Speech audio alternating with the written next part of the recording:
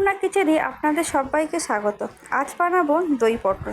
দই পটল বানাবার জন্য আমি এখানে নিয়ে নিলাম পটল। এই রেসিপিটা সম্পূর্ণ নিরামিষই বানাবো। পটলগুলোকে আমি এভাবে ছাড়িয়ে নিয়েছি, নিয়ে দু সাইডে কাট লাগিয়ে নিয়েছি। এবার এর মধ্যে আমি হলুদ আর নুন মাখিয়ে নেব।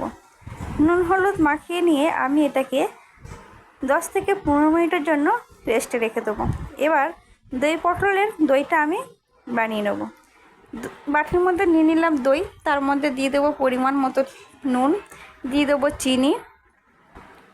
আমি জায়ফলের একটা টুকরো নিয়ে একটু গুঁড়ো করে এর মধ্যে দিয়ে দেব। এবার এর মধ্যে দিয়ে দেবো পাউডার দুধ 2 চামচ, দিয়ে এটাকে ফাটিয়ে রেখে দেব। এবার আমি কাঁচা লঙ্কা আদা পেস্ট করে নিয়েছি। এবার শুকনো উপকরণগুলো আমি জল দিয়ে গুলিয়ে নেব। নিয়ে নিলাম হলুদ, কাশ্মীরি লঙ্কা গুঁড়ো, নিয়ে নেব জিরে গুঁড়ো, ধনে গুঁড়ো। এগুলোকে আমি জল দিয়ে এগুলোকেও গুলিয়ে রেখে দেব। এবার আমি কড়ার মধ্যে তেল দিয়ে, তেলটা গরম হলে পটলগুলোকে ভালোভাবে ভেজে নেব। পটলগুলো কতক্ষণ ভাজা হবে, কতক্ষণ ভাজা হোক। এবার আমি আর একটা পেস্ট বানিয়ে নেব।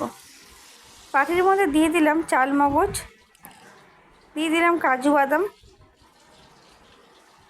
দিয়ে দেবো পোস্ত।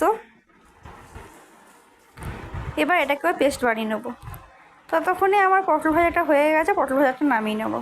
এবার ওই তেলের মধ্যেই আমি দিয়ে দিলাম গোটা গরম মশলা, তার মধ্যে যে শুকনো মশলাগুলো আমি গুলে রেখেছিলাম সেটা দিয়ে দিলাম। সেটা দিয়ে একটু নেড়ে নিয়ে আমি এর মধ্যে দিয়ে দিলাম কাঁচা লঙ্কা আদা পেস্ট।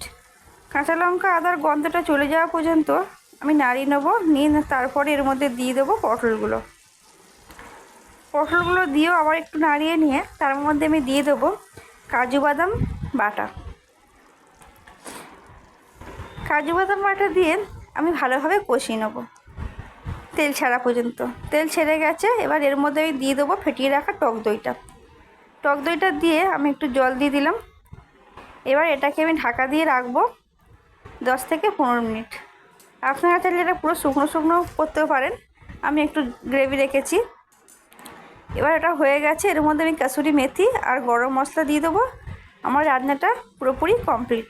এরকম সুন্দর আর সহজ রান্না পেতে আমার চ্যানেলকে লাইক, ফলো, শেয়ার আর সাবস্ক্রাইব করে রাখতে হবে। আজকে মতো টাটা।